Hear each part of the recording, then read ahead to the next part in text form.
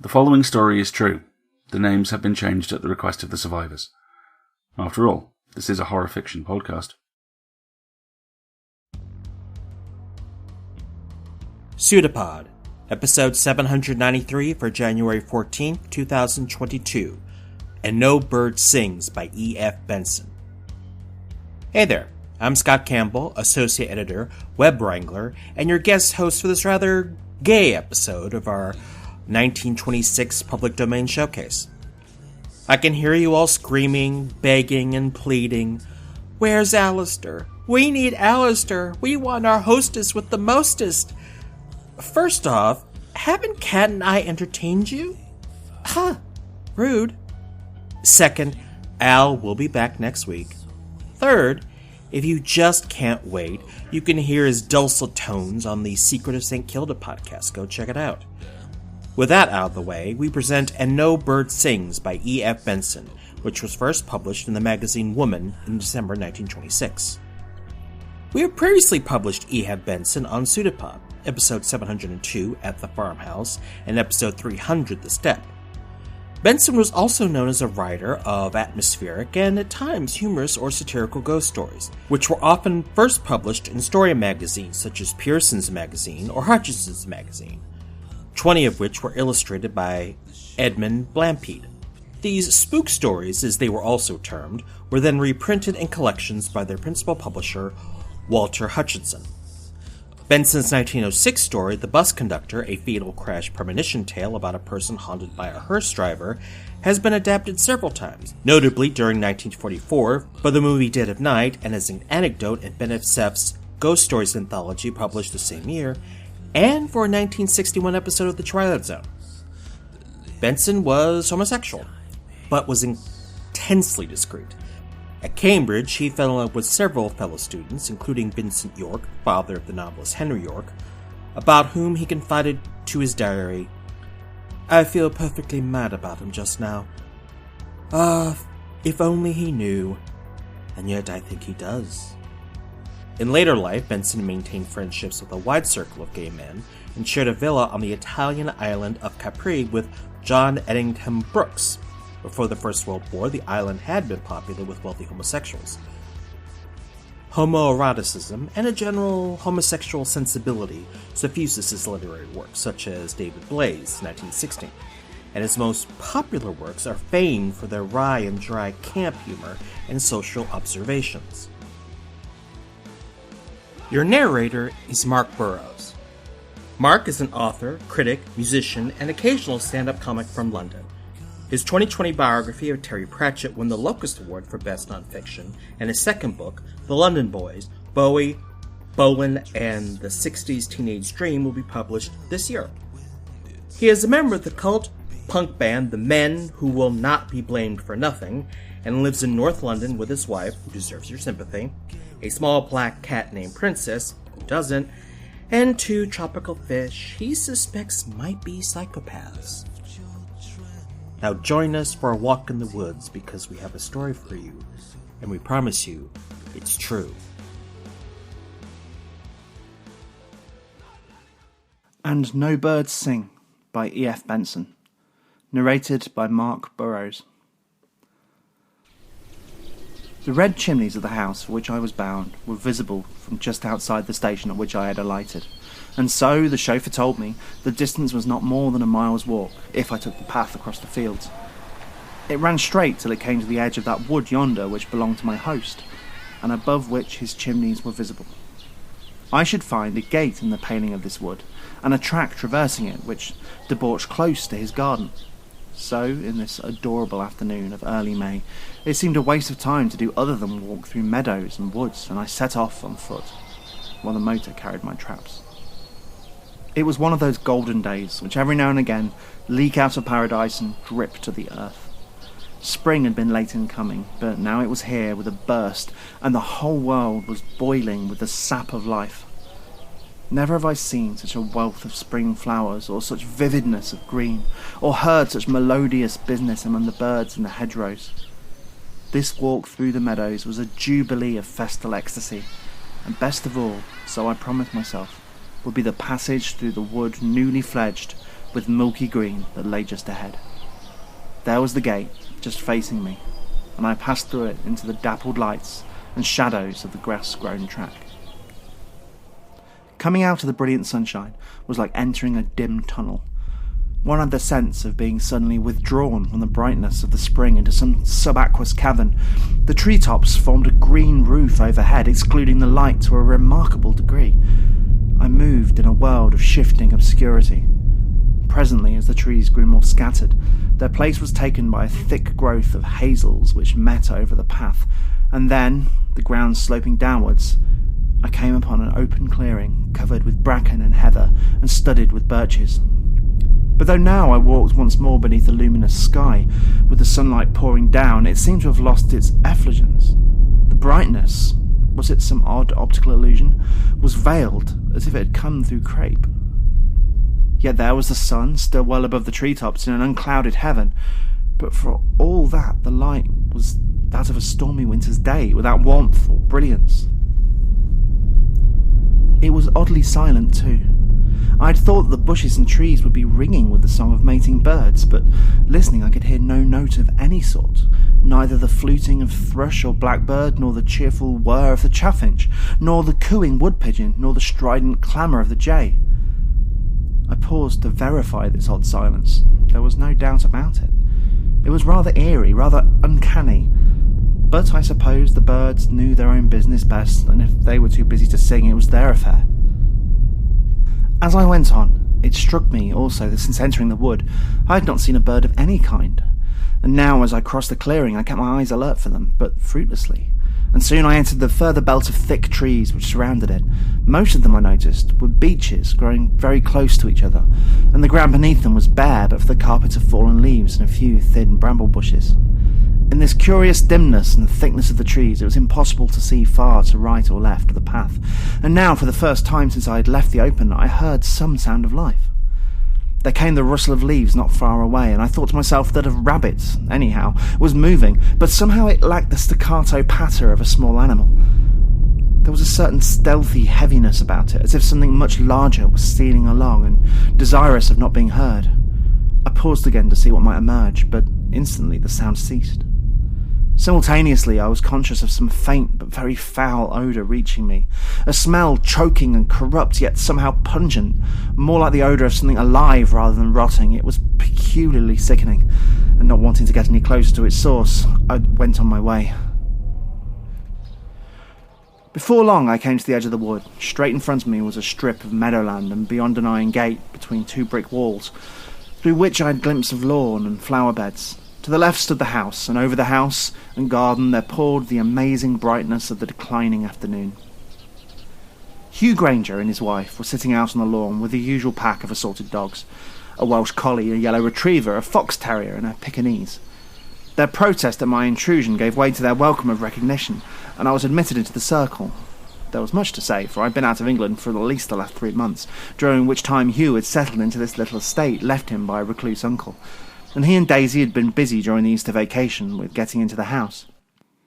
The house through which I was presently taken was a delightful little Queen Anne manor, and its situation on the edge of this heather-clad Surrey ridge quite superb.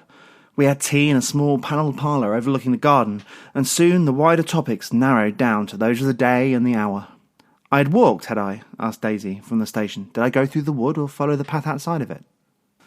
The question she thus put to me was given trivially enough. There was no hint in her voice that it mattered a straw to her which way I had come, but it was quite clearly borne in upon me that not only she but Hugh also listened intently for my reply. He had just lit a match for his cigarette, but held it unapplied till he heard my answer. Yes, I had gone through the wood, but now, though I had received some odd impressions in the wood, it seemed quite ridiculous to mention that what they were. I could not soberly say that the sunshine there was of very poor quality, and that at one point in my traverse I had smelt a most inquietous odour. I had walked through the wood, that's all I had to tell them. I had known both my host and hostess for a tale of many years, and now when I felt that there was nothing except purely fanciful stuff that I could volunteer about my experiences there, I noticed that they exchanged a swift glance and could easily interpret it. Each of them signalled to the other an expression of relief. They told each other, so I construed their glance, that I, at any rate, had found nothing unusual in the wood, and they were pleased at that. But then, before any real pause had succeeded to my answer that I had gone through the wood, I remember that strange absence of birdsong and birds, and as that seemed an innocuous observation in natural history, I thought I may as well mention it. One odd thing struck me, I began, and I instantly saw the attention of both riveted again. I didn't see a single bird or hear one from the time I entered the wood to when I left it. Hugh lit his cigarette. "I've noticed that too," he said, "and it's rather puzzling. The wood is certainly a bit of a primeval forest, and one would have thought the host of birds would have nested in it from time immemorial, but like you, I've never heard or seen one in it, and I've never seen a rabbit there either." "I thought I heard one this afternoon," said I. "Something was moving in the fallen beech leaves." "Did you see it?" he asked. I recollected that I had decided the noise was not quite the patter of a rabbit. "No, I didn't see it," I said, "and perhaps it wasn't one. It sounded, I remember, more like something larger." Once again, and unmistakably, a glance passed between Hugh and his wife, and she rose. "I must be off," she said. "Post goes out at 7 and I lazed all morning. What are you two going to do?" "Something out of doors, please," said I. "I want to see the domain." Hugh and I accordingly strolled out again with a cohort of dogs. The domain was certainly very charming. A small lake lay beyond the garden, with a reed bed vocal with warblers and a tufted margin into which coots and moorhens scudded at our approach. Rising from the end of that was a high heathery knoll full of rabbit holes, which the dogs nosed at with joyful expectations, and there we sat for a while, overlooking the wood which covered the rest of the estate. Even now, in the blaze of the sun near to its setting, it seemed to be in shadow. Though like the rest of the view, it should have basked in brilliance, for not a cloud flecked the sky, and the level rays enveloped the world in a crimson splendour. But the wood was grey and darkling. Hugh, also, I was aware, had been looking at it, and now, with an air of breaking into a disagreeable topic, he turned to me. "Tell me," he said, "does anything strike you about that wood?" "Yes, it seems to lie in shadow." He frowned. "But it can't, you know," he said. "Where does the shadow come from? Not from outside, for sky and land are on fire." "From inside, then?" I asked. He was silent for a moment. "There's something queer about it," he said at length. "There's something there, and I don't know what it is. Daisy feels it too. She won't ever go into the wood. It appears the birds won't either. Is it just the fact that for some unexplained reason there are no birds in it that set all our imaginations at work?" I jumped up. "Oh, it's all rubbish," I said. "Let's go through it now and find a bird. I bet you I find a bird." "Sixpence for every bird you see," said Hugh. We went down the hillside and walked round the wood till we came to the gate, where I'd entered that afternoon. I held it open after I'd gone in for the dogs to follow, but there they stood a yard or so away and none of them moved. "Come on, dogs," I said, and Fifi, the fox terrier, came a step nearer, and then, with a little whine, retreated again. "They always do that," said Hugh. "Not one of them will set foot inside the wood. Look!" He whistled and called. He cajoled and scolded, but it was no use. There the dogs remained, with little apologetic grins and signallings of tails, but quite determined not to come. "But why?" I asked. "Same reason as the birds, I suppose. Whatever that happens to be. There's Fifi, for instance, the sweetest-tempered little lady. Once I tried to pick her up and carry her in, and she snapped at me. They'll have nothing to do with the wood. They'll trot round outside it and go home." We left them there, and in the sunset light, which was now beginning to fade, began the passage. Usually the sense of eeriness disappears if one has a companion, but now, to me, even with Hugh walking by my side, the place seemed even more uncanny than it had done that afternoon, and a sense of intolerable uneasiness that grew into a sort of waking nightmare obsessed me. I had thought before that there was silence and loneliness of it had played tricks with my nerves, but with Hugh here it could not be that, and indeed I felt that it was not any such notion that lay at the root of this fear, but rather the conviction that there was some presence, lurking there, invisible as yet, but permeating the gathered gloom. I could not form the slightest idea of what it might be, or whether it was material or ghostly. All I could diagnose of it from my own sensations was that it was evil and antique. As we came to the open ground in the middle of the wood, Hugh stopped, and though the evening was cool, I noticed he mopped his forehead. "Pretty nasty," he said. "No wonder the dogs don't like it. How do you feel about it?" Before I could answer, he shot out his hand, pointing to the belt of trees that lay beyond it. "What's that?" he said in a whisper. I followed his finger, and for 1/2 second, thought I saw against the black of the wood some vague flicker, grey or faintly luminous. It waved, as if it had been the head and forepart of some huge snake rearing itself, but it instantly disappeared, and my glimpse had been so momentary that I could not trust my impression. "It's gone," said Hugh, still looking in the direction he had pointed, and as we stood there, I heard again what I had heard that afternoon, a rustle among the fallen beech leaves, but there was no wind, no breath of breeze astir. He turned to me. "What on earth was it?" he said. "It looked like some enormous slug standing up. Did you see it?" "I'm not sure whether I did or not," I said. I think I just caught sight of what you saw." "But what was it?" he said again. "Was it real material creature, or was it something ghostly, you mean?" I asked. "Something halfway between the two," he said. "I'll tell you what I mean afterwards when we've got out of this place." The thing, whatever it was, had vanished among the trees to the left of where our path lay, and in the silence we walked across the open till we came to where it entered, tunnel-like among the trees. Frankly, I hated and feared the thought of plunging into the darkness with the knowledge that not so far off there was something the nature of which I could not ever so faintly conjecture, but which I now made no doubt was that which filled the wood with some nameless terror. Was it material? Was it ghostly? Or was it, and now some inkling of what Hugh meant began to form itself into my mind, some being that lay on the borderland of the two? Of all the sinister possibilities, that appeared the most terrifying.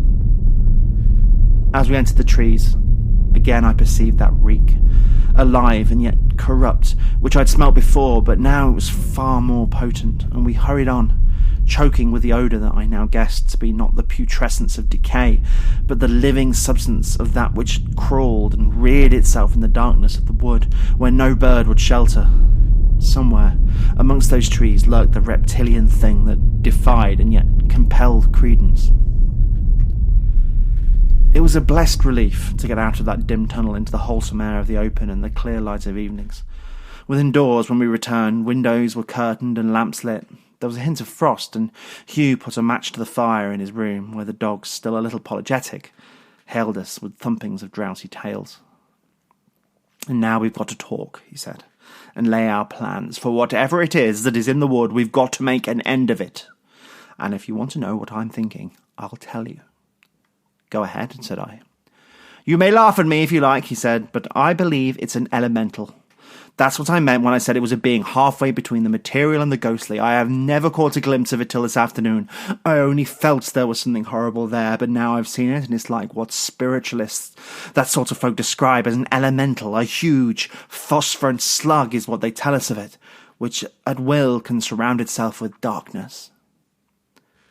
Somehow, now safe within doors in the cheerful light and warmth of the room, the suggestion appeared merely grotesque. Out there in the darkness of that uncomfortable wood, something within me had quaked, and I was prepared to believe any horror, but now common sense revolted. "But you don't mean to tell me you believe such rubbish," I said. "You might as well say it was a unicorn. What is an elemental anyway? Who has ever seen one except the people who listen to raps in the darkness and say they are made by their aunts?" "Well, what is it then?" he asked. "I should think it's chiefly our own nerves," I said. "I frankly acknowledge I got the creeps when I went through the wood first, and I got them much worse when I went through it with you, but it was just nerves. We're frightening ourselves and each other." "And the dogs frightening themselves and each other?" he asked. "And the birds?" And that was rather harder to answer. In fact, I gave it up. Hugh continued. "Well, just for the moment, we'll suppose that something else, not ourselves, frightened us and the dogs and the birds," he said. "And that we did see something, like a huge phosphorescent slug. I won't call it an elemental, if you object to that. I'll call it it. There's another thing, too, with which the existence of it would explain." "What's that?" I asked. "Well, it is supposed to be some incarnation of evil. It is a corporeal form of the devil. It is not only spiritual, it is material, to this extent that it can be bodily in form, and heard, and, as you noticed, smelt, and, God forbid, handled. It has to be kept alive by nourishment, and that explains perhaps why every day since I have been here I have found on that knoll we went up some 6 dead rabbits." "Stoats and weasels," said I. "No," Not stoats and weasels. Stoats kill their prey and eat it. These rabbits have not been eaten. They've been drunk. What on earth do you mean? I asked. I examined several of them, and there was just a small hole in their throats, and they were drained of blood. Just skin and bones and a sort of grey mash of fibre, like the fibre of an orange which has been sucked out. Also, there was a horrible smell lingering on them. And was the thing you had a glimpse of like a stoat or a weasel? There came a rattle at the handle of the door. Not a word to Daisy, said Hugh, as she entered. I heard you come in, she said. Where did you go? All round the place, said I, and came back through the wood. It is odd. Not a bird did we see, but that's partly accounted for because it's dark. I saw her eyes search Hugh's, but she found no communication there. I guessed that he was planning some attack on it next day, and he did not wish her to know that something was afoot. The wood's unpopular, he said. Birds won't go there, dogs won't go there, and Daisy won't go there. I'm bound to say I share the feeling too, but having braved its terrors in the dark, I've broken the spell. All quiet, was it? Asked she. Quiet wasn't the word for it. The smallest pin could have been heard dropping half a mile off. We talked over our plans that night after she had gone to bed. Hugh's story about the sucked rabbits was rather horrible, and though there was no certain connection between these empty rinds of animals and what we had seen, there seemed a certain reasonableness about it. But anything, as he pointed out, which could feed like that was clearly not without its material side. Ghosts did not have dinner. And if it was material, it was vulnerable. Our plans, therefore, were very simple. We were going to tramp through the wood as one walks up partridges in a field of turnips, each with a shotgun and a supply of cartridges. I cannot say that I looked forward to the expedition, for I hated the thought of getting into closer quarters with that mysterious denizen of the woods, but there was a certain excitement about it, sufficient to keep me awake a long time, and when I got to sleep to cause very vivid and awful dreams. The morning failed to fulfill the promise of the clear sunset. The sky was lowering and cloudy, and a fine rain was falling. Daisy had shopping errands which took her into the little town, and as soon as she had set off, we started on our business. The yellow retriever, mad with joy at the sight of guns, came bounding with us across the garden, but on our entering the wood, he slunk back home again. The wood was roughly circular in shape, with a diameter perhaps of half a mile in the centre. As I have said, there was an open clearing about a quarter of a mile across, which was thus surrounded by a belt of thick trees and a copse a couple of 100 yards in breadth. Our plan was first to walk together up the path, which led through the wood with all possible stealth, hoping to hear some movement on the part of what we had come to seek. Failing that, we had settled to tramp through the wood at the distance of some 50 yards from each other in a circular track. 2 or 3 of these circuits would cover the whole ground pretty thoroughly. Of the nature of our quarry, whether it would try to steal away from us or possibly attack, we had no idea. It seemed, however, yesterday to have avoided us. Rain had been falling steadily for an hour when we entered the wood. It hissed a little in the treetops overhead, but so thick was the cover that the ground below was still not more than damp. It was a dark morning outside. Here you would say that the sun had already set and that night was falling. Very quietly, we moved up the grassy path, where our footfalls were noiseless, and once we caught a whiff of that odour of live corruption. But though we stayed and listened, not a sound of anything stirred, except the sibilant rain over our heads. We went across the clearing, and through to the far gate, and still there was no sign. We'll be getting into the trees then, said Hugh. We had better start where we got that whiff of it. We went back to the place, which was towards the middle of the encompassing trees. The odour still lingered on the windless air. Go on about 50 yards, he said, and then we'll go in. If either of us comes on the track of it, we'll shout to each other. I walked down on the path till I had gone the right distance, signalled to him, and we stepped in among the trees. I have never known the sensation of such utter loneliness. I knew that Hugh was walking parallel with me only 50 yards away, and if I hung on my step I could faintly hear his tread among the beech leaves. But I felt as if I was quite sundered in this dim place from all companionship of man. The only live thing that lurked here was that monstrous, mysterious creature of evil. So thick were the trees that I could not see more than a dozen yards in any direction. All places outside the wood seemed infinitely remote, and infinitely remote also everything that had occurred to me in normal human life. I had been whisked out of all wholesome experience into this antique and evil place. The rain had ceased. It whispered no longer in the treetops, testifying that there did exist a world and a sky outside, and only a few drops from above pattered on the beech leaves. Suddenly, I heard the report of Hugh's gun, followed by his shouting voice. "I've missed it," he shouted. "It's coming in your direction." I heard him running toward me, the beech leaves rustling, and no doubt his footsteps drowned a stealthier noise that was close to me. All that happened now, until once more I heard the report of Hugh's gun, happened, I suppose, in less than a minute. If it had taken much longer, I do not imagine I should be telling it today. I stood there, having heard Hugh shout, with my gun cocked and ready to put to my shoulder, and I listened to his running footsteps, but still I saw nothing to shoot at, and heard nothing. Then, between two beech trees, quite close to me, I saw what I can only describe as a ball of darkness. It rolled very swiftly toward me, over the few yards that separated me from it, and then, too late, I heard the dead beech leaves rustling below. Just before it reached me, my brain realised what it was, or what it might be. But before I could raise my gun to shoot at that nothingness, it was upon me. My gun was twitched out of my hand, and I was enveloped in this blackness, which was the very essence of corruption. It knocked me off my feet, and I sprawled flat on my back, and upon me as I lay there, I felt the weight of this invisible assailant. I groped wildly with my hands, and they clutched something cold and slimy and hairy. They slipped off it, and next moment there was laid across my shoulder and neck something which felt like an India rubber tube. The end of it fastened onto my neck like a snake, and I felt the skin beneath it rise.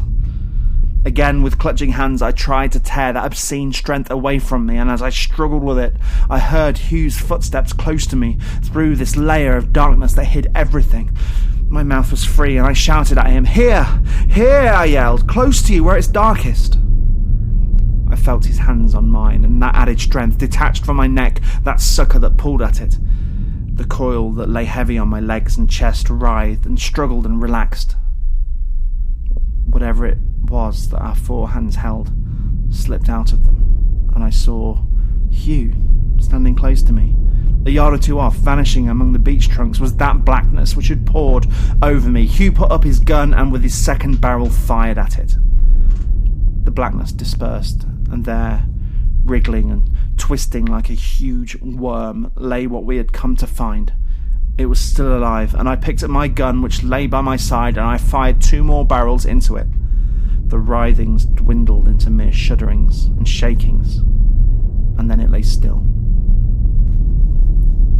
With Hugh's help, I got to my feet, and we both reloaded before going nearer. On the ground there lay a monstrous thing, half slug, half worm. There was no head to it. It ended in a blunt point with an orifice. In colour it was grey, covered with sparse black hairs. Its length, I suppose, was some 4 feet. Its thickness at the broadest part was that of a man's thigh, tapering toward each end. It was shattered by shot at its middle. There were stray pellets which had hit it elsewhere, and from the holes they had made there oozed not blood, but some grey, viscous matter. As we stood there, some swift process of disintegration and decay began. It lost outline, it melted, it liquefied, and in a minute we were looking at a mass of stained and coagulated beech leaves. Again and quickly that liquor of corruption faded, and there lay at our feet no trace of what had just been there.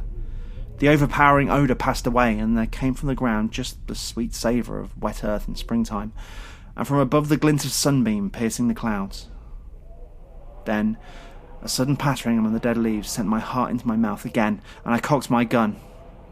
But it was only Hugh's yellow retriever who had joined us. We looked at each other.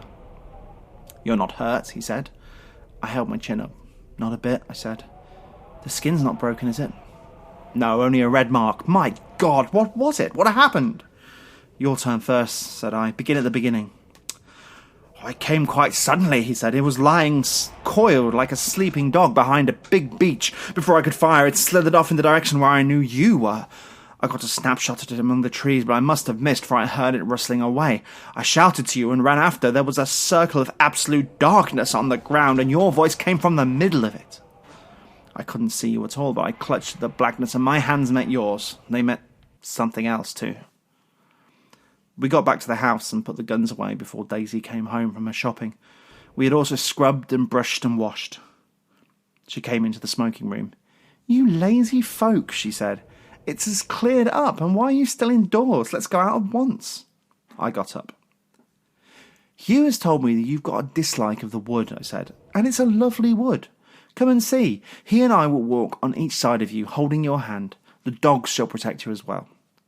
"But not one of them will go a yard into the wood," she said. "Oh, yes, they will. At least we'll try them. You must promise to come if they do." Hugh whistled them up, and down we went to the gate. They sat panting for it to be opened and scuttled into the thickets in pursuit of interesting smells. "Who says there are no birds in it?" said Daisy. "Look at that robin. Why, there are 2 of them. Evidently house hunting."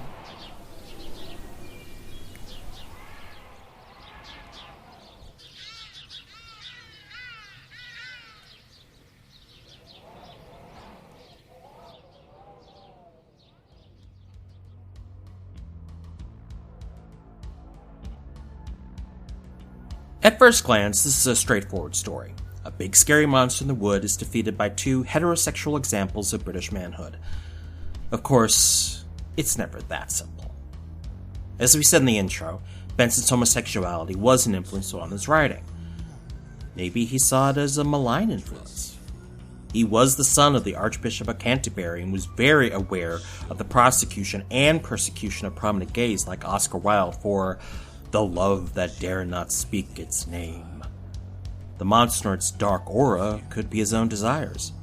By destroying it, he could be let into the sunlit world of the heteronormative lifestyle.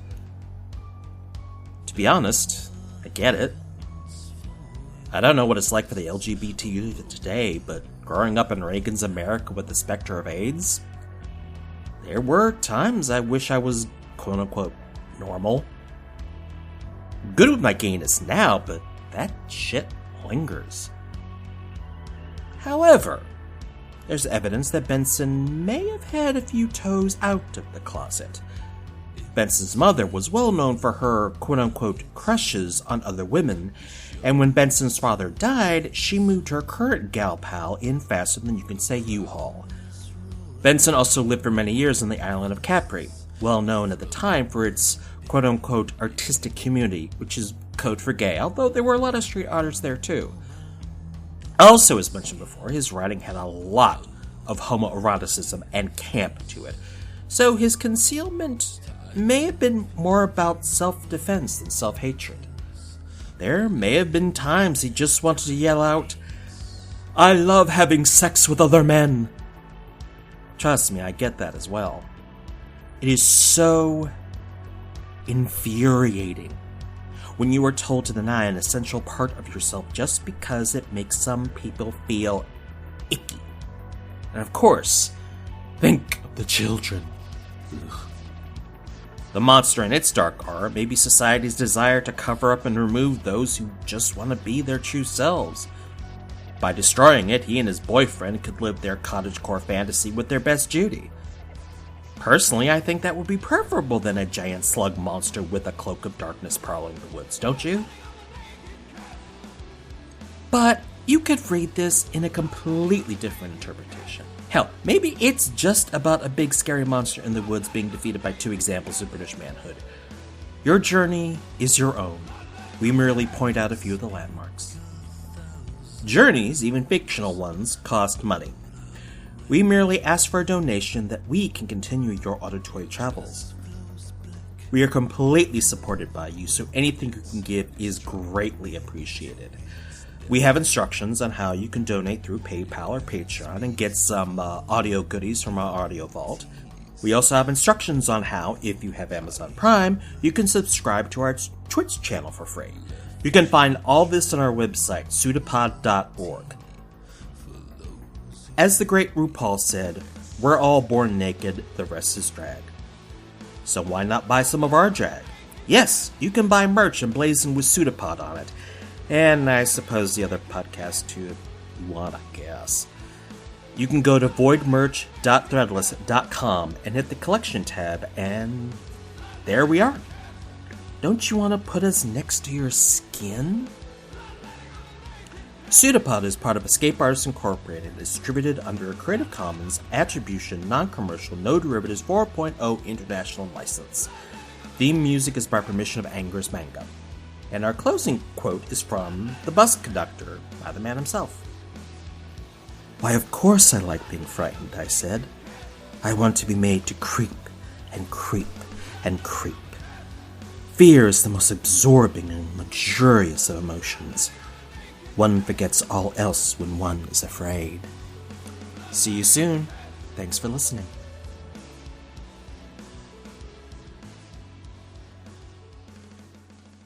It's a pseudopod. It's a big foot. It's all about podcasts these days.